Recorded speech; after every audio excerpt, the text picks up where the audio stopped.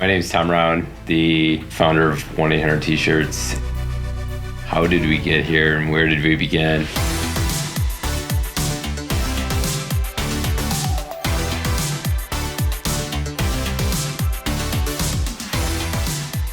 It all started really in high school, my senior year. It was the men's basketball team was undefeated and going to the state playoffs. At the time, I remember our athletic director had ordered T-shirts for the school, and they were a basic white T-shirt with black ink and athletic varsity font on it, and just as basic as can be. And at the time, I remember, this is the first time in school history that we're going to the state finals, we're undefeated, we're going to win this championship. I had shirts at home of Chicago Bulls 3P and Chicago Bulls, championship T-shirts. And I'm like, our shirt should look like the Bulls shirts, not just this basic white T-shirt. So I took one of our Bulls shirts to the local screen printing company and I said, I want you to design this up with the Bobcat mascot in black and red, and I want this thing to just be amazing and look like an NBA shirt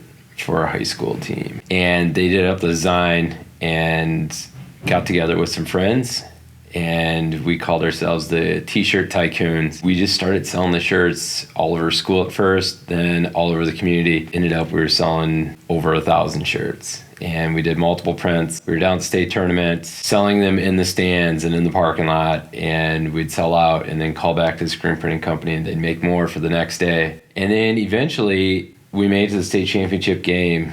A really cool thing happened then. The screen printing company reached out to me and said, hey, we think this is a cool moment because we had printed so many T-shirts with them. They came up with a new design. It actually said Western Butte Bobcats state champions on them. So I took those shirts to the championship game before actually winning the state championship. And so I got this duffel bag full of shirts, and it's like, if they win, it's going to look just like the NBA where the players are going to be able to put on championship T-shirts on, the court after the game. And I don't think it's ever happened at a high school level before. If they lost, I had state championship T-shirts that, we basically had to destroy or throw away or something. Luckily, they won.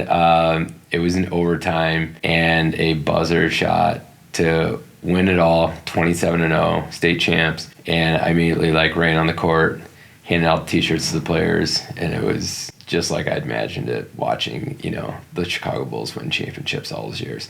So that was the first part of getting in the T-shirt business. Throughout college, I'd come up with designs and go down to Iowa City tailgating with friends down there, and it would be some sort of Iowa football themed design revolving around a player, whatever player was hot at that time.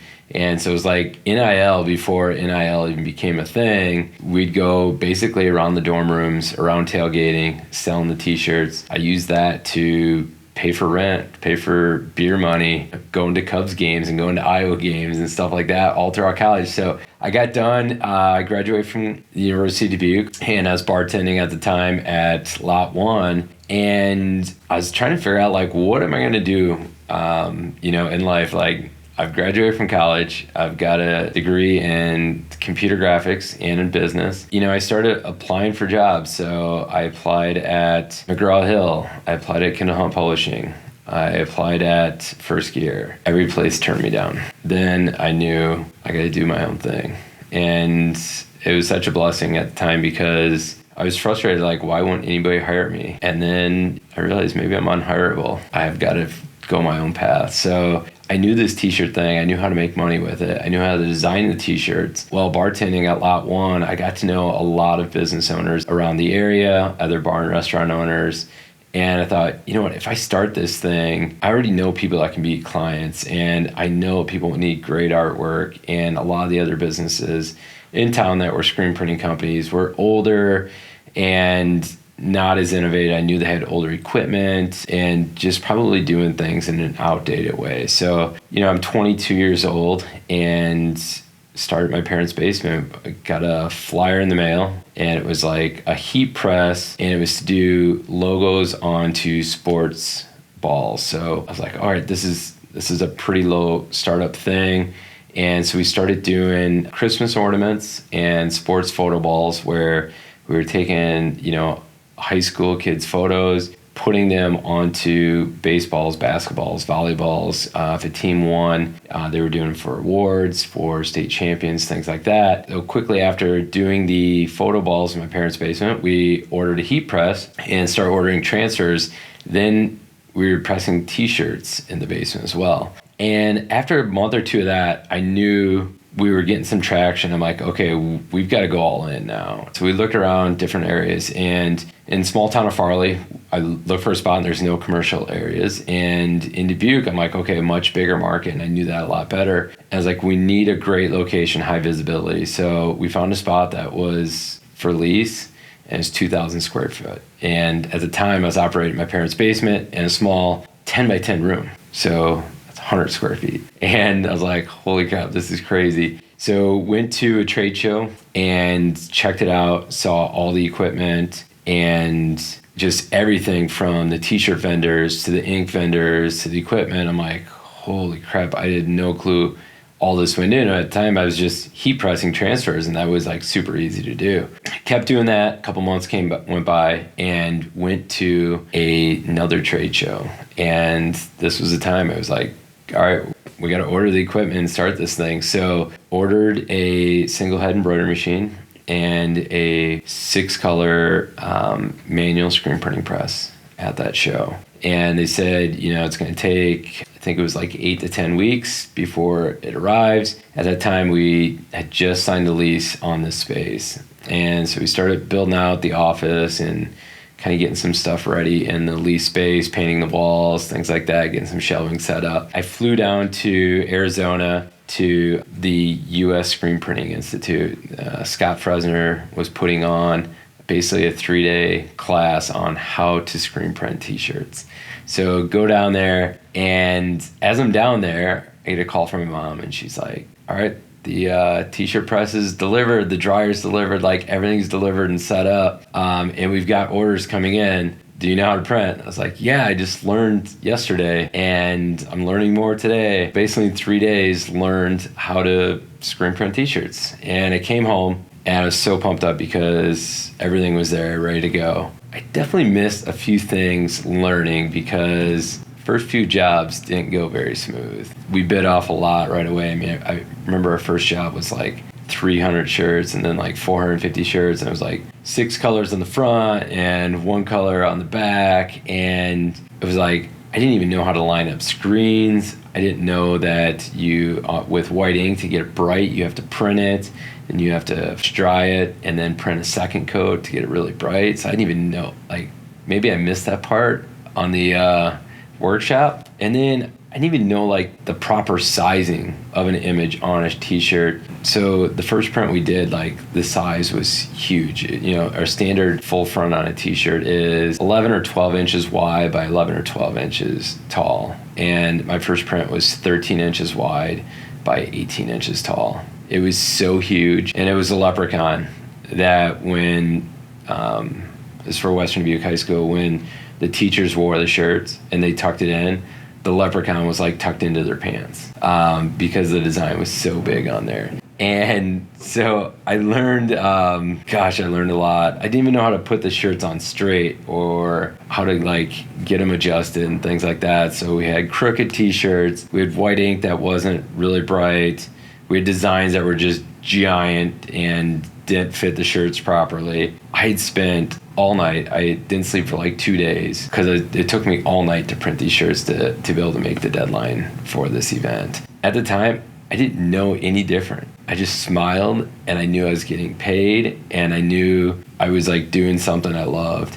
The next order came, and I learned a few more lessons there, and then the next order and the next order. I got better. I learned. I figured things out. I kept pursuing it. I just kept putting in the work. And the first 3 years, it was wild because, I was 22, 23, 24 years old, right out of college, basically working 7 days a week, as many hours a day as I could stay awake. I'd roll in, be 8 or 9 o'clock. I think we opened at 9 o'clock at that point in time. I would be, working with customers and doing artwork and stuff like that during the day. And then at night, because it was cooler, then we'd start printing. I'd be printing until 10 o'clock, 11 o'clock, midnight, 1 a.m., like whatever it took to get the jobs done, 7 days a week. So 3 years, 7 days a week, basically, countless hours. Like I didn't even count the hours, because it was just like basically whenever I was awake, I was in the shop,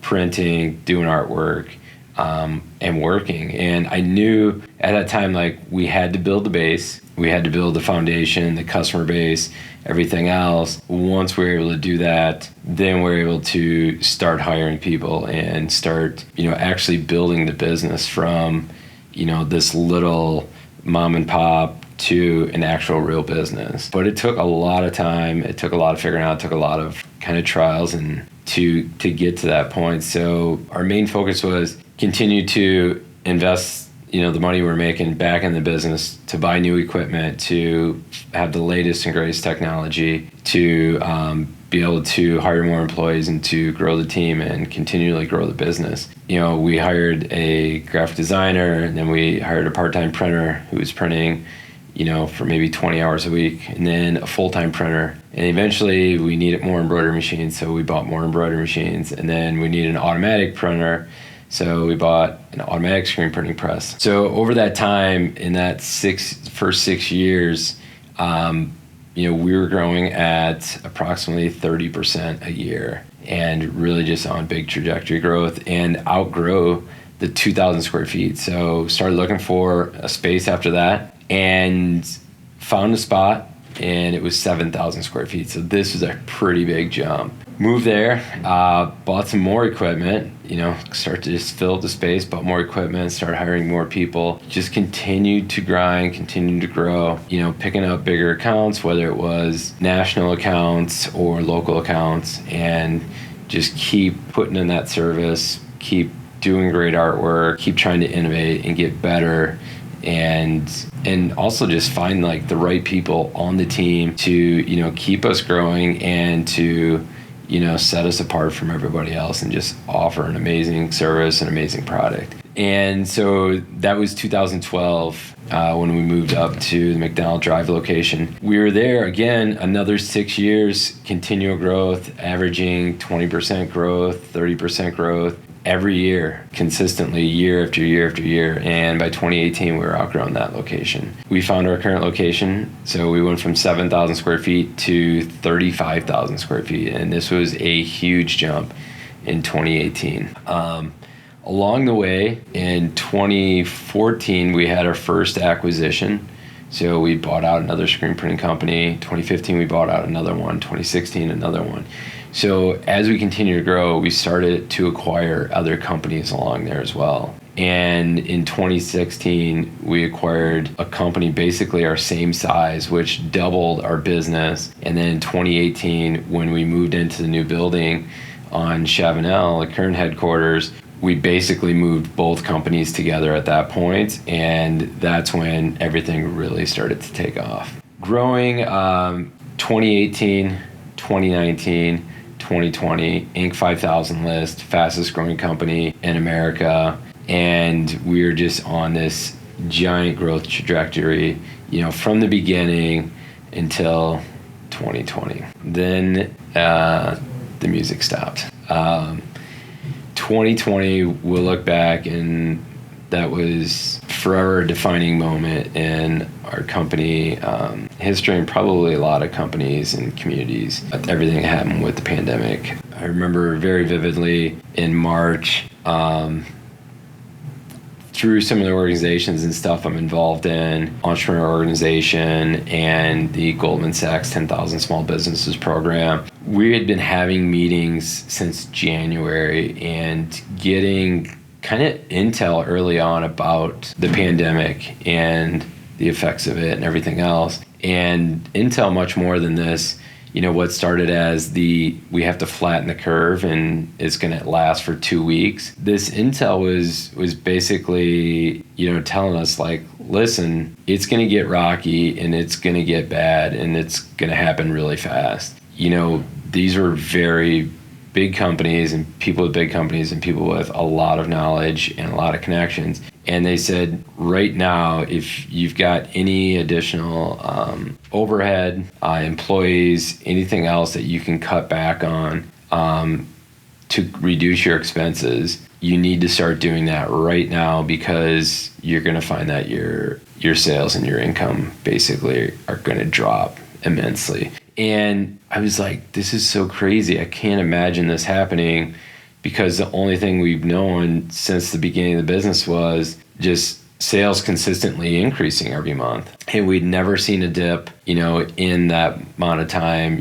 That was, we were 14 years in business and increasing between 20 and 30% every single year, month over month growth, that we'd never seen a downturn. So we had to make some big decisions, and we started to lay a few people off. And then March 17th came, and it was like the big shutdown. And at that point, we had already laid off quite a few people, but then we knew it was like shutting off the faucet. All of our sports teams, spring sports, we had, orders halfway done in production. Coaches are calling up and canceling because their sports season's canceled. Events, live events, music events, trade shows, all those stopped. And all that business went away. All the school business went away. And what we were left with was a few customers, mainly in the manufacturing sector, because they were still manufacturing. The essential businesses is what they call, essential businesses were allowed to stay open, and everyone else, they were shutting down. So at the time, we'd laid off about 95% of our staff. And we're trying to figure out how to keep paying the bills, how to stay open, how to navigate everything, how to, what's going on with our employees, the ones that we, temporarily laid off, the ones that are still here, and how do we do that? It was like we were back in startup mode. I'm back on the press printing. I'm doing artwork again. I'm just doing whatever it takes, working whatever hours it takes, however many hours a day, however many days a week, to keep grinding to get us through this crazy time. And there was no end in sight on the pandemic. We just didn't know when it was going to turn, when things were going to start opening back up, what was going to happen. But what I knew was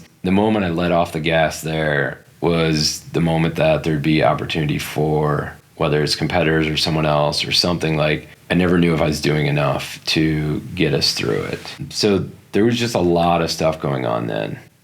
Another thing that happened was we got PPP money. So we started getting the assistance from, there's a PPP program. And then there was another program that was basically a loan from the government. And that allowed us to start bringing people back on board. So we started hiring everybody back. And, we're back to, probably 95% of the way there of bringing people back, even before we had the business to, support it. Since we got the money from the government to help, bring that back, we knew that would help create momentum as we started kind of building back up. Then crazy thing happened that I definitely didn't see coming and didn't know I'd ever experience this in my business career. And one of our managers basically quit and partnered with somebody else to start a competing business. And then basically the next day, one of our screen printers quit to go work at the competing business. And then the next day, someone in our embroidery department quit to go work at that business. And then the next day, someone from our graphic design department quit to go work at this other business. And then another person quit to go work at this other business. So we're trying to build back up from basically being rock bottom in COVID, and now half the team is leaving to go start this competing business. It was okay, we've already been hit with everything during COVID, and now this is another thing as we're trying to come out of this. What's next? How do we keep moving forward? What do we do? And again, I go back to startup mode, and it's all right, we just keep grinding forward. We've got a vision, we've got a game plan, keep executing on that. During this whole time, we were working through things, and behind the scenes, I had been talking with another business owner about acquiring their business. I'd not only like been talking to him, I've been talking to him for 5 years. So, and that business was Newton Screen Printing. Newton Screen Printing happened to have the phone number 1-800-T-shirts and the .com 1-800-T-shirts.com. And I'd called Frank in 2015 and I said, Frank, I love, the intellectual property you have with the 1-800-T-shirts brand, and I want to buy your phone number and your domain. And Frank's like, well, I'm not selling right now. I'm only 60. I'm going to retire when I'm 65, and that'll be in 2020. So from 2015 to 2020, I would call Frank, talk to him, learn more about his business, send him letters in the mail, send him emails, and just start building this relationship with him. And what I found was our businesses and our core values and everything were very aligned, and me and Frank just got to know each other really well. So we're sitting here in 2020. We had hit rock bottom. Sales dropped off a cliff. Half the staff left to start a competing business. And Frank's on the phone and he says, so are you still buying my business? We've been talking about this for 5 years and he's ready to retire. And I can tell he's done dealing with COVID. He just wants to sell his business and retire and not be dealing with this anymore. And I'm like, gosh, I wish I was in that position because I'd want to do the exact same thing right now. At the time, I was like, this is the riskiest, probably not smartest thing ever to do because, one, we're trying to rebuild the entire team. Two, we're trying to rebuild the business. This is in the fall of 2020. We're still not sure how we're going to come out of this whole pandemic. But something in the back of my head kept telling me no, this is all part of the plan. Frank had this, we've had this planned out for 5 years, regardless of the pandemic, regardless of other circumstances. We said 2020 was the date that we were acquiring this. And I knew bringing on another business would be, I'm like, okay, maybe this is the boost we need of, to build that momentum, to get us out of this kind of funk from the pandemic and everything else. Frank was operating as Newton Screen Printing, not 1-800-T-shirts. So he had this brand asset that from a marketing perspective, and that's how my mind works, I'm like, this is an unutilized asset that we can take the 1-800-T-shirts brand and really just elevate it to another level, both on a local, regional, and national scale. And we did the deal. It was the fall of 2020. We were Envision Screen Printing and Embroidery at the time, and we acquired Newton Screen Printing and 1-800-T-shirts. That was the catalyst, and that was the game changer that took us out of this pandemic funk. We were just spinning our tires, and then a bunch of the staff left and started the competing business. All of a sudden, boom, the acquisition happens. We start hiring and replacing. We've got customers coming on. We've picked up this whole book of business from the East Coast, from Frank's customers. It was the exact momentum and the exact thing that we needed at the exact time. And that really just propelled us through the end of the year into 2021 and keep going forward from there. So operate it and kind of co-branded for a little bit. And it was a little hard, because Envision was the original. And, we were doing that for 17 years. And it was like, how do you change a brand after 17 years? It's built up a lot of loyalty, brand recognition, everything else. Eventually it was like, yeah, but what's going to get you here isn't going to get you to where we want to go. Envision got us to where we needed to be at that time. And I knew 1-800-T-shirts would get us to our goal of where we're heading and where we want to go in the future. So completely rebranded from Envision to 1-800-T-shirts, did a big launch, started changing everything, letting the customers know, letting the vendors know. There was a huge process with that. And then, getting a lot of PR and putting content out there and everything else to keep building up that 1-800-T-shirts brand on a, like I said, local, regional, and national level. And as we've built that, we've seen a lot of people just become familiar with that brand, recognize it. It's very memorable, continue to grow. And right now where we're sitting is, we've got the 3-year vivid vision of, where we're at now and where we're going to take this brand into the future. and starting to put those pieces into place and continue to grow and continue to innovate, do different things, and really push the industry to a new level and do stuff differently than we've done before and then others have done before as well.